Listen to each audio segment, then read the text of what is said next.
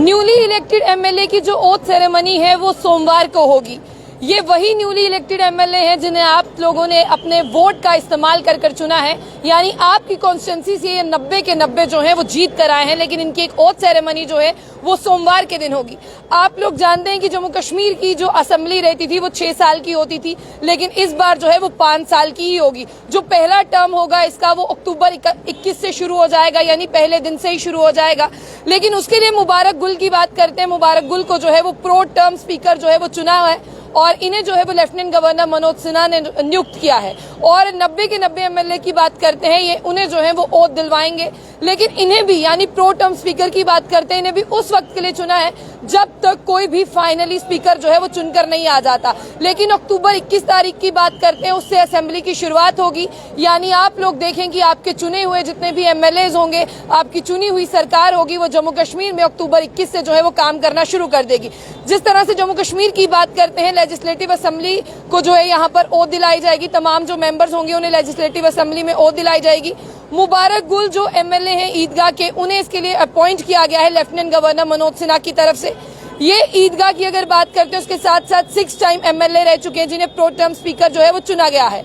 और यही जो है बाकी 90 हुए चुने हुए एमएलए को जो है वो ओथ दिलवाने वाले हैं। और इनकी जो ओथ सेरेमनी है ये लेजिस्लेटिव असेंबली कॉम्प्लेक्स दोपहर 2 बजे होगी। यानी आफ्टरनून की अगर हम बात करते तो आफ्टरनून में 2 बजे होगी, जहां पर लेजिस्लेटिव असेंबली कॉम्प्लेक्स है, वहां पर जो है इनकी ओथ सेरेमनी होने वाली है। बहुत से लोग ये सवाल पूछ रहे थे कि यहाँ पर नई सरकार बन गई, उमर अब्दुल्ला ने जो है एज ए चीफ मिनिस्टर, मुख्यमंत्री जो है वो ओथ ले ली। इसके साथ साथ अगर डिप्टी सीएम की बात करते, सुरिंदर चौधरी ने भी ले ली, सकीना इत्तू, जावेद राणा, जावेद अहमद जार और सतीश शर्मा। लेकिन फाइनली जिन लोगों को हमने वोट दिया है वो भी जीत कर आए हैं, उनकी ओथ सेरेमनी कब होगी? शायद अब उन लोगों का इंतजार खत्म हुआ है। और फिलहाल के लिए अगर इनकी बात करते हैं, यानी मुबारक गुल की बात करते हैं, तो इन्हें टेम्पररी स्पीकर अभी चुना गया है। जैसे ही ये 90 एमएलए की ओथ सेरेमनी हो जाएगी और उसके बाद में वो असेंबली में पार्टिसिपेट करने के हकदार होंगे। और पार्टिसिपेट करने के हकदार के साथ साथ जो है फिर स्पीकर का चुनाव किया जाएगा। यानी ये जो 90 होंगे फिर स्पीकर का चुनाव उसके बाद होगा। और इन 90 की ओथ जो है वो बहुत ज्यादा जरूरी है,